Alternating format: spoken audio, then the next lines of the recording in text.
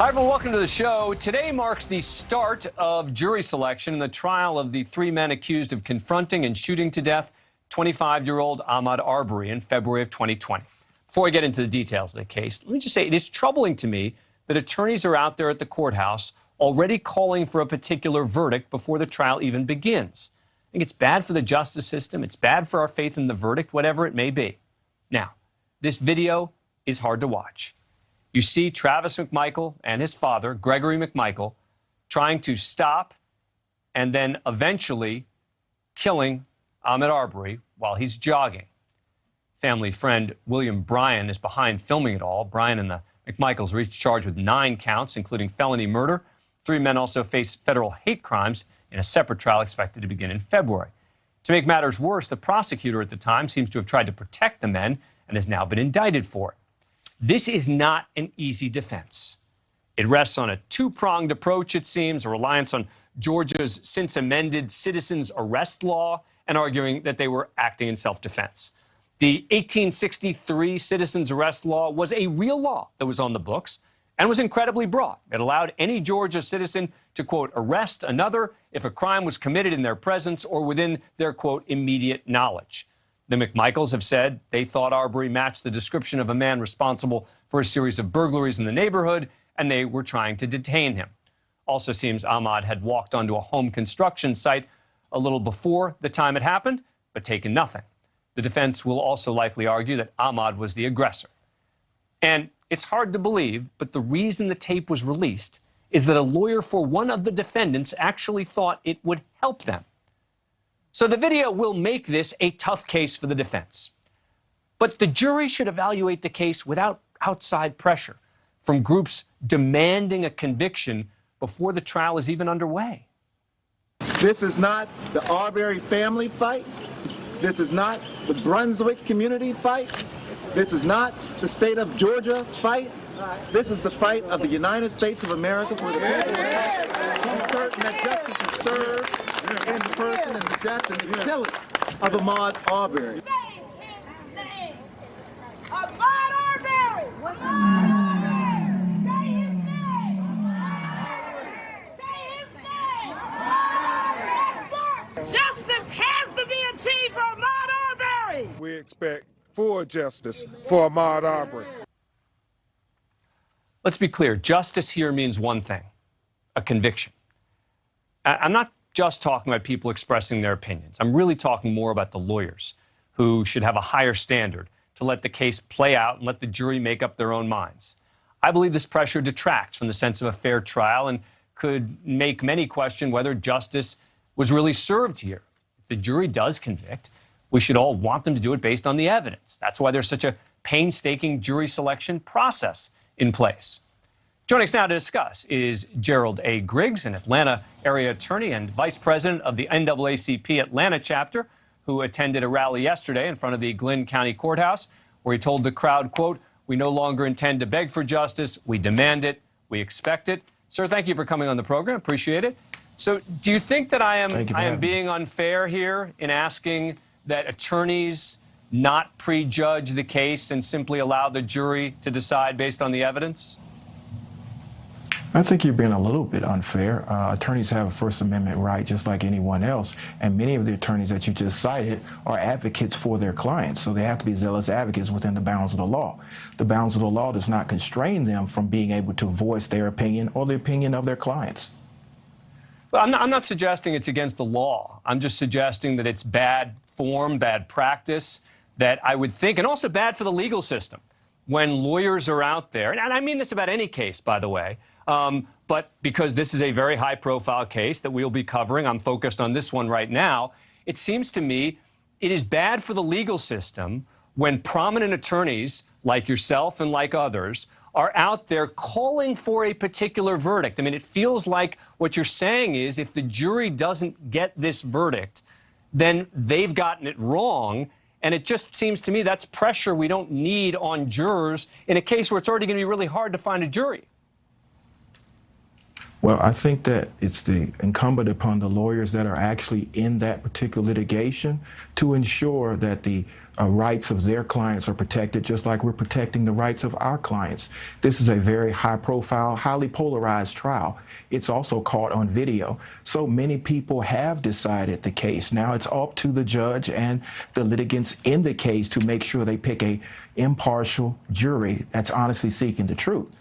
But as far as the lawyers who are not participants, who are not under any gag order, they can express the opinion that they have formed for their clients, or they may have formed independently.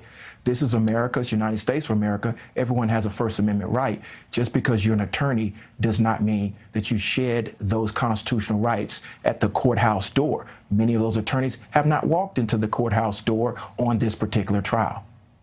Well, but it does very often, being an attorney, does restrict your First Amendment rights in a lot of different ways. Attorneys are held to a higher standard by the bar associations, et cetera, and they're talked to, for example, in ethical issues. They're not allowed to say certain things other people might be able to say.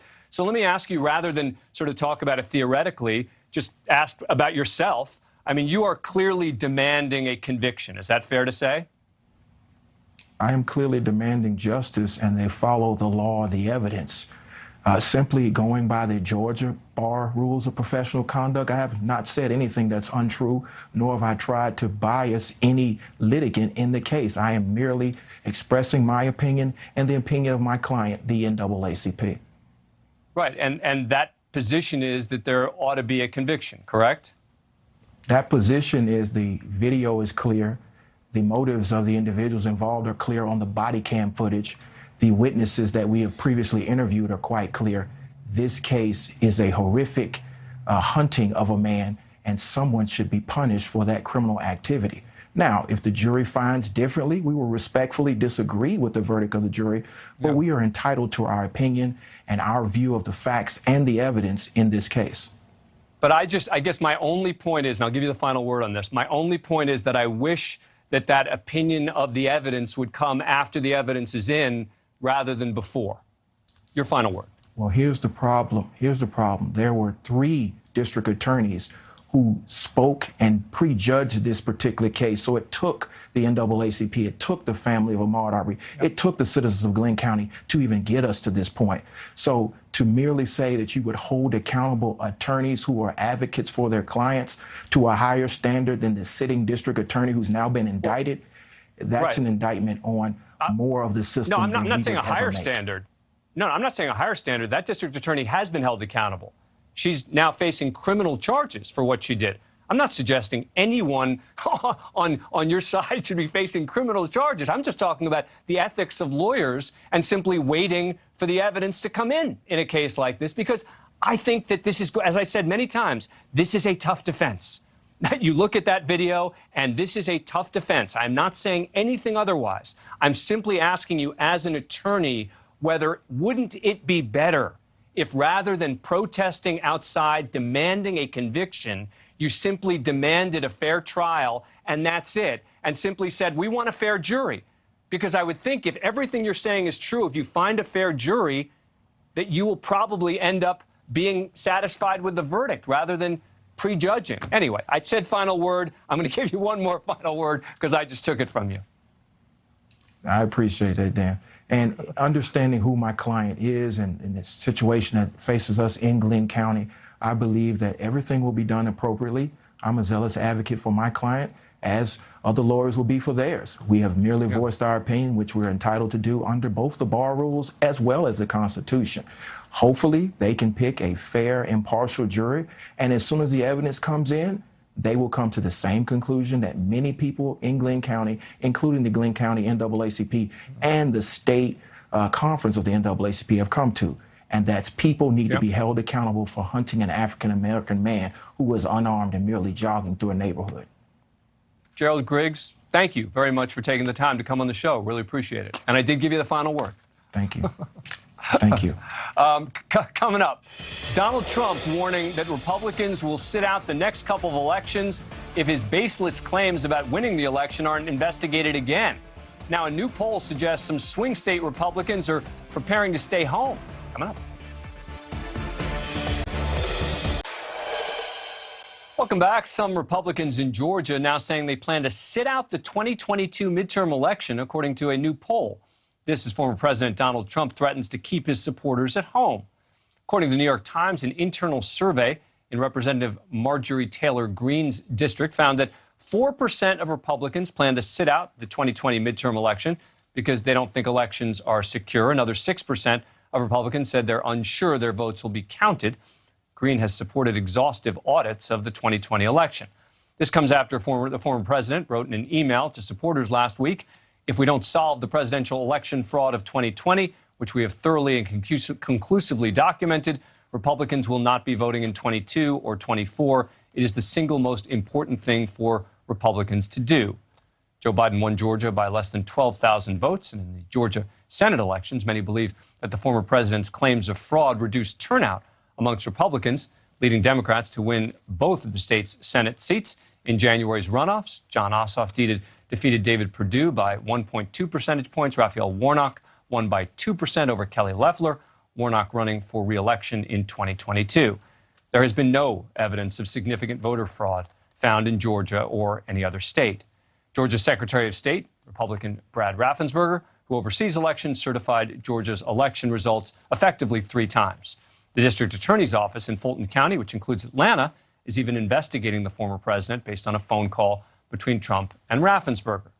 But joining us now is Robert Kahali, founder of the Trafalgar Group, who have been more accurate in predicting Trump voters than many others. They correctly predicted Donald Trump's 2016 election win. Thank you very much for coming on the program. Appreciate it. So how significant a threat is this, do you think, to the GOP in some of these critical elections about the possibility that some will stay at home and not vote based on Donald Trump's comments or general insecurity about the sanctity of elections? Well, I think any poll of Marjorie Taylor Greene's district put out by a pollster that we don't know anything about should be taken with a grain of salt. The New York Times took this seriously. I don't think they should have. I don't believe at all this is a real thing. First of all, I'm going to disagree with the premise of the Republicans who say that all this debate about the election is why Georgia turned the way it did. If it was a matter of Republicans not voting, the 4th District Public Service Commissioner, which was a statewide runoff, the Republican wouldn't have won.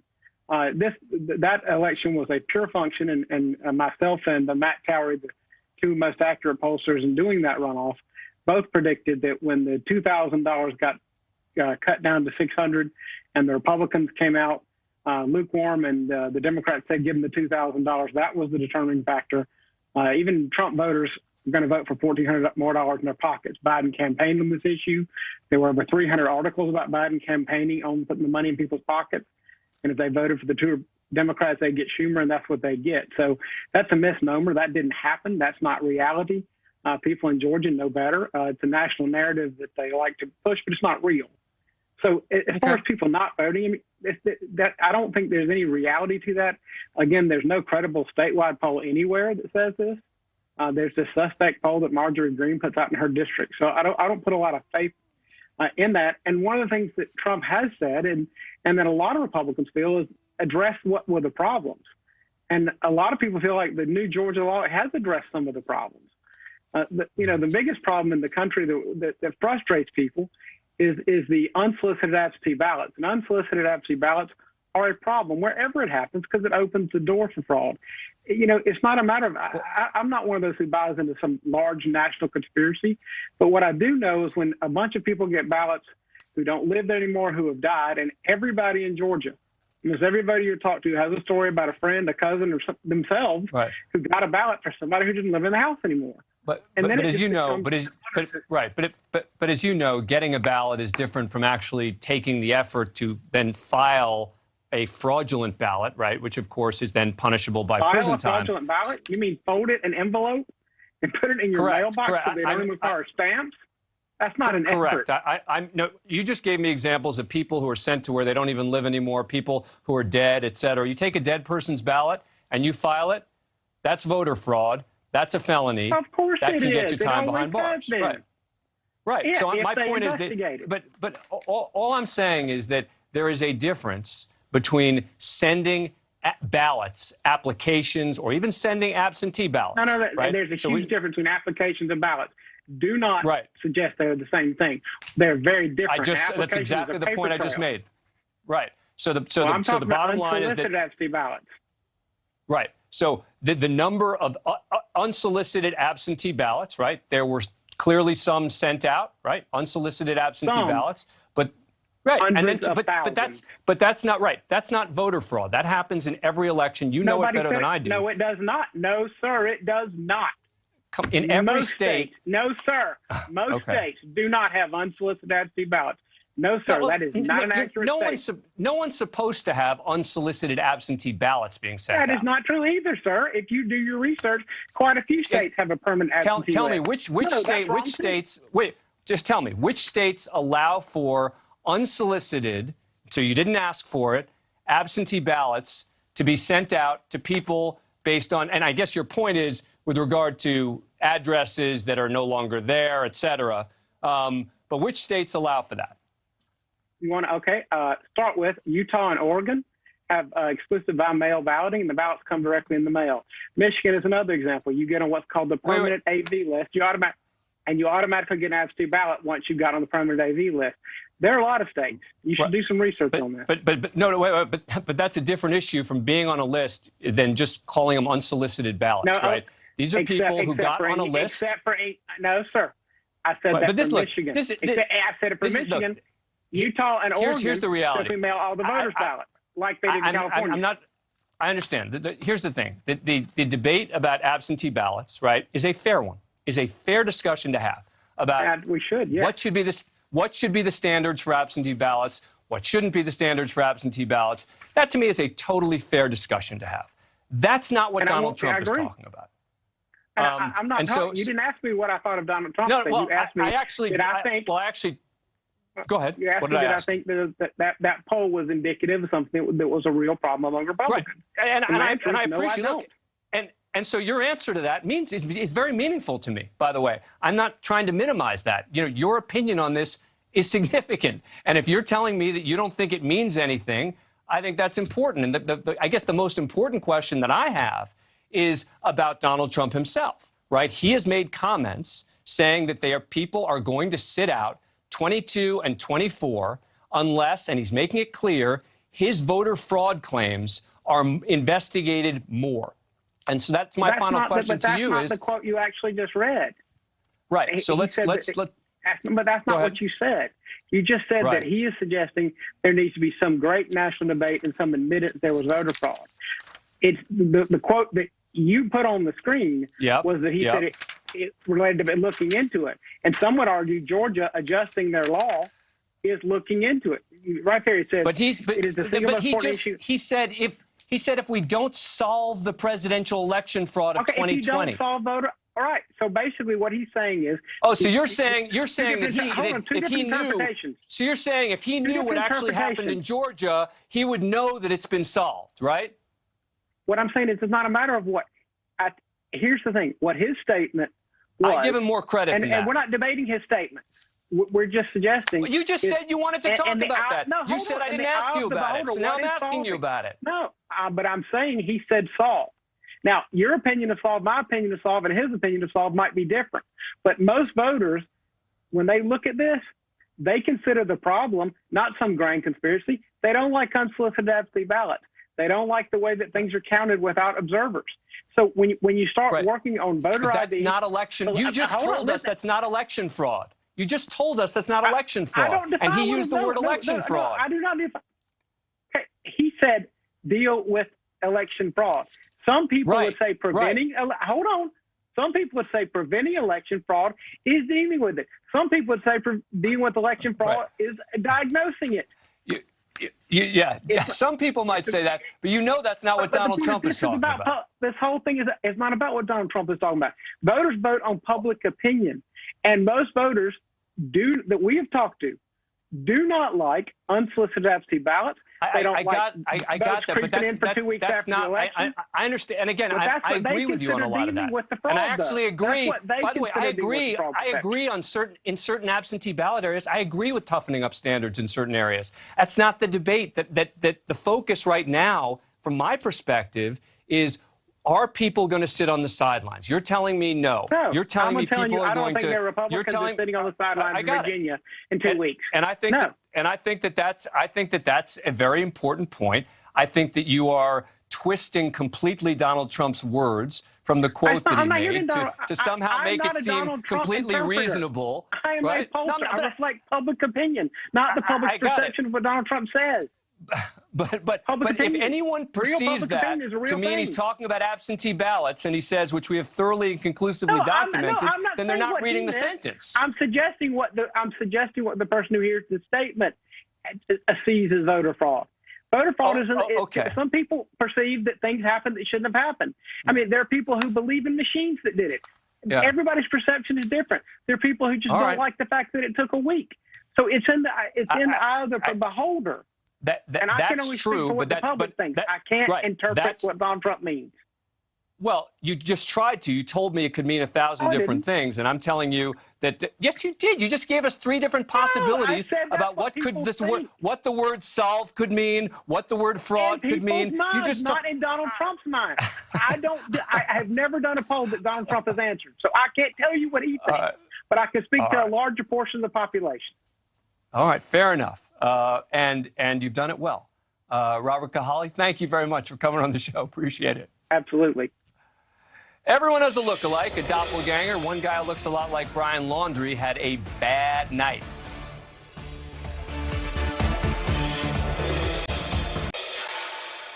The manhunt for Brian Laundrie has taken a wild turn. Laundrie has been the subject of a nationwide manhunt for much of the past month as the sole person of interest in the death of Gabby Petito. Police departments across America have spent weeks chasing down thousands of tips in an effort to apprehend Petito's 23-year-old fiancée, who still remains at large. For some time, many had believed he was hiding in rural North Carolina. After a number of tips came in reporting sightings of Laundrie at a particular spot, U.S. Marshals in North Carolina broke into this guy's hotel room at a lodge on the Appalachian Trail and held him at gunpoint. As it turns out, this guy's name is Severin Beckwith. It is not Brian Laundrie. He was fingerprinted by the Marshals, questioned and released when it became clear, based on tattoos Laundrie has, that he was not their man. Now, that is Brian Laundrie on the left and not Brian Laundrie on the right. I mean, apart from the beard, they don't even look that much. I don't know. You can see the resemblance. Beckwith, a.k.a. not Brian, took the frightening incident in good spirits. The lodge where he was staying gave him a free night, complimentary breakfast for the disturbance. Quote, "We took as much as we could," he told the New Yorker about the free breakfast. I think he might be entitled to a to-go plate as well. But that lead didn't pan out. NewsNation's Brian Enton is live tonight in Northport, Florida. Brian, how the heck did this happen? Yeah, it's pretty crazy. Apparently 3 or 4 different people, Dan, all called in a Brian Laundrie sighting, thinking that that guy was Brian. He had been out hiking with his girlfriend all day along the trail there. They checked into the small hotel for the night. They were falling asleep, they say, when they hear the bangs on the door. The U.S. Marshals bust inside. They handcuff him. They've got their guns drawn. They even think it's Brian Laundrie at first. They say there were some suspicious circumstances around the whole thing. They do a fingerprint machine right there on the spot. They look at his ID. They quickly realize that it is not Brian Laundrie, and they move on. But this shows just how intense this manhunt is, and also what we basically knew, now confirmed, that there is this focus in the area near North Carolina and Tennessee. Dan? Yeah. All right, Brian, thank you very much. It also shows you how seriously they're taking tips that they're getting from people around the country. Brian, appreciate it. Coming up. There's only 2 places you're going to go right now. We're just burning gas. It's either going to be the bottom of the freaking water here, or you're going to come with us. You can swim, but you can't hide. A suspect ditches his car and takes a deep dive. More of this insane video coming up next. Time for our police cam segment, showing you the dangers law enforcement officers face on a daily basis across the country. Tonight, we're seeing what happened when a man in Florida, wanted on federal warrants, tried to get away and ended up going for a swim. He's reaching! He's reaching! Hey! He's reaching! Female, white female, pink shirt. He's in the river. He's swimming eastbound into the river. Hey, stop! Stop! Stop! You're basically taking a swim now. That's all this is. So this car is on the way. We're gonna have some problems. There you go, brother. Probably about 2 miles south of Fort Avenue. Try the bow into the current. Is the current pulling you like that? Going this way. No, current's coming south. There you go, brother. You ain't ready to come in yet? When you gonna be ready? I'm gonna go away for years. Years. Running for a while. So why are we gonna do this? Why are we gonna do this again? What's the end game here? You're done. You're going to jail. There's only 2 places you're gonna go right now. We're just burning gas. It's now. either gonna be the bottom of the freaking water here, or you're gonna come with us. I ain't got no weapons on me. Nice to meet you. There's no reason to throw me on that ground. You just have a seat on that chair when you get in there, bro. There you go. Have a seat right there, brother. When you get up there, have a seat on that bench right in the middle. Thank you. A Daytona Beach police officer, who's also part of the U.S. Marshals Task Force, found Edward Sotelo wanted on federal warrants for violating probation on an armed robbery charge. The officer and Volusia County Sheriff's Deputy Rodney Wells tried to pin the suspect's car, but Sotelo rammed both vehicles and drove off into a mobile home park. Deputies and police closed in. Sotelo jumped into the water. A boater was able to help deputies, taking them where Sotelo was floating. After more than 15 minutes in the water, he finally climbed aboard a U.S. Coast Guard boat and was taken into custody. Here now to break this down is Volusia County Sheriff Mike Chitwood. Sheriff, thanks so much for coming back on the show. Appreciate it. All right, so the suspect was chased into a mobile home park and then into, I guess that is a river. I don't know if that's the correct pronunciation or the correct characterization of what that body of water is, but have you ever dealt with a water escape before?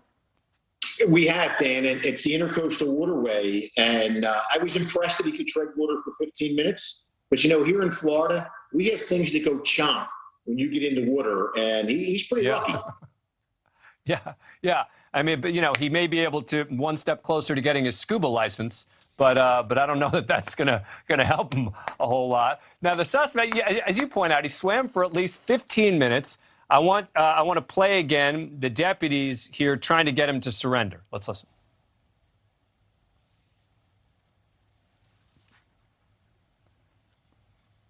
Sorry. So are you going to swim enough, man? You got caught. It's over. You're not going to get out of this. You're going to jail. You're going to prison. You're going to federal prison. You might as well start it now instead of wasting your damn breath out here. You got something on you? Is that why you're not giving up? Oh, man. We're just delaying. You're basically taking a swim now. That's all this is. Deputy Rodney Wells is with us as well, who was there on the scene. Deputy Wells, anyone think about jumping in the water after him? The thought crossed your mind for a minute, but however, that could be extremely dangerous. You know, with a wanted fugitive like this, with a violent history, you know, you get into the water with him, and then, you know, if he attempts to drown you, now you're looking at a deadly force situation. So we always try to go with this, the method that's going to be the path of least resistance.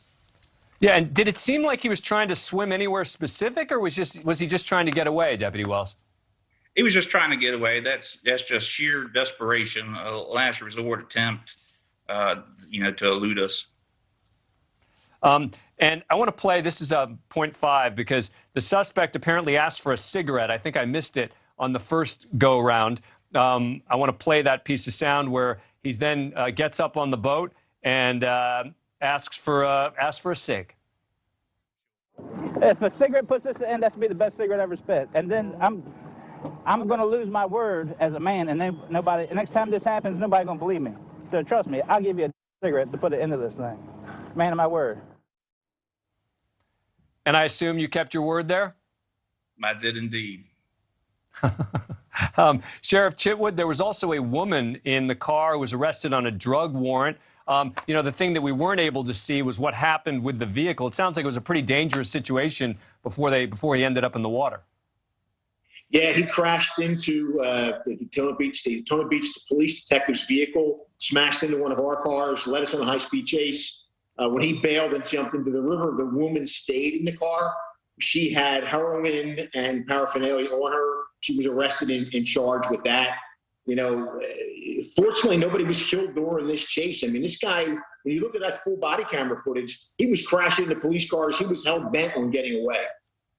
Yep. And I think that's why it's important to provide perspective. I mean, it sort of looks kind of humorous when we're watching this at this point, but it wasn't humorous at all leading up to this point. So I think it's very important to provide that context. Deputy and Sheriff, thanks so much for coming on the show. Really appreciate it.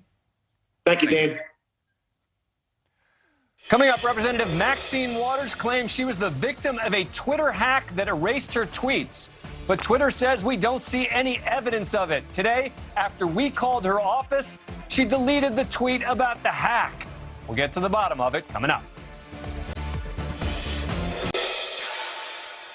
California Congresswoman Maxine Waters is yet to explain her odd claim that her Twitter account was hacked and erased. Despite Waters' claim, her account is still active and it was never deleted. Now, according to her, she knows who hacked her account. But 6 days after warning the public, no word on who the hacker is or might be, and now Twitter's indicating they see nothing to suggest that she was hacked at all. So here was her original tweet from October 12th. It said, "I have been hacked and my Twitter has been erased. I know who has done this. I will take care of this. M. Waters." Now, my team contacted her district office for a comment. We spoke with someone who said she would contact the Congresswoman's communications team. Moments after that call, suddenly the original October 12th tweet was deleted. At this point, we still have not received a further response from Waters' office, but if she was tweeting it and we can see the previous tweets, then it would seem it's clearly in her control. If she knows who hacked her account, has she reported it to the authorities? Are people searching for this mysterious criminal? We reached out to Twitter for comment, who sent us this response. Quote, "We can't comment on the tweet, but as is standard, we have open lines of communication with her office and have worked with them to ensure the account is secure. At this time, we have identified no signs of account compromise." There's also this. ProPublica tracks public officials' deleted tweets. Waters deleted multiple tweets on October 11th, the day before, but nothing of consequence. Now, this is not the first time a member of Congress or notable person claimed that their Twitter was hacked without any evidence or that they were hacked. Sadly, you'll remember when then New York Congressman Anthony Weiner, 2011, accidentally tweeted out a lewd photo intended for a female follower. He originally claimed he was hacked as part of a prank, would later resign after confirming he was the one who tweeted out the photo. And then there's MSNBC host Joy Reid. In recent years, posts written in the 2000s on Reid's former blog showed multiple homophobic statements. Reid initially insisted she was hacked and claimed the FBI was investigating. She would later apologize, but has never quite admitted that she made it all up. So look, something is not adding up. I mean, think about it for a second.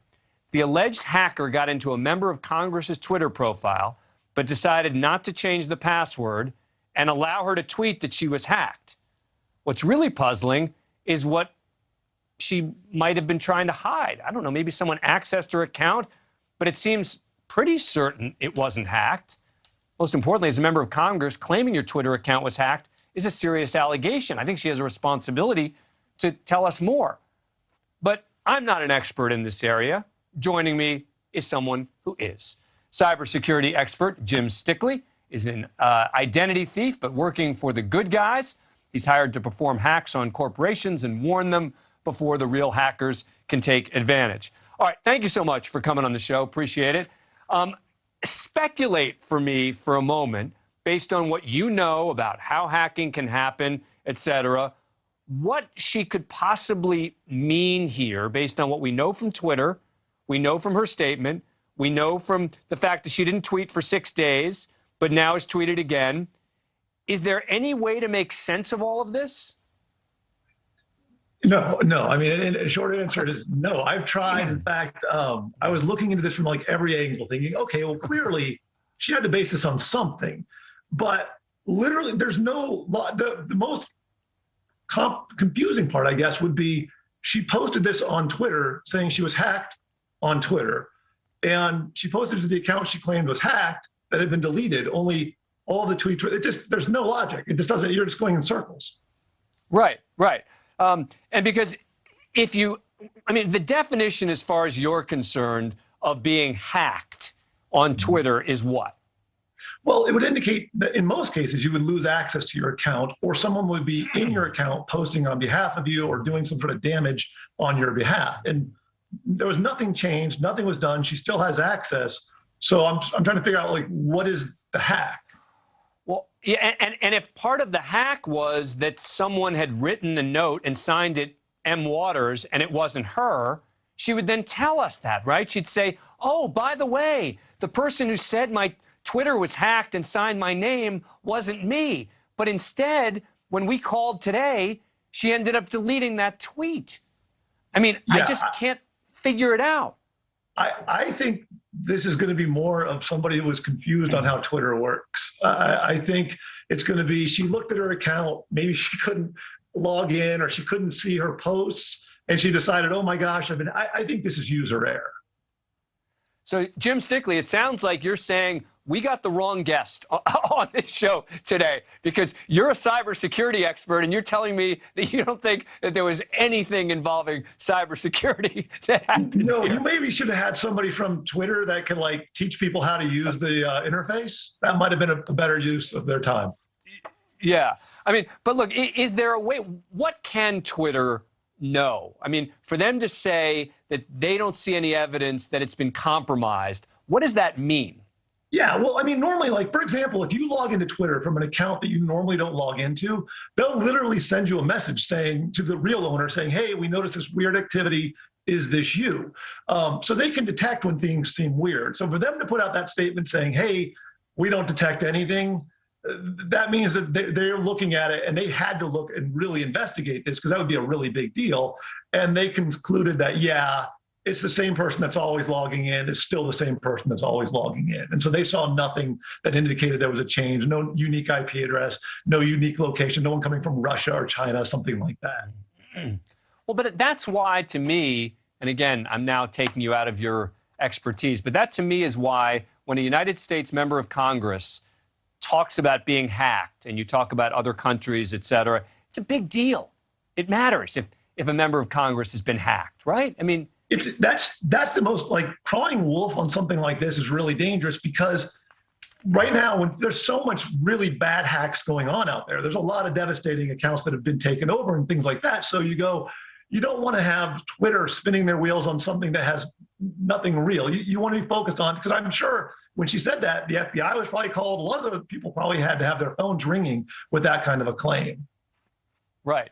All right. So, Jim Stickley, we both remain perplexed, but I am now a little bit more informed than I was before I spoke to you. Thank you very much for coming on the show. Appreciate it.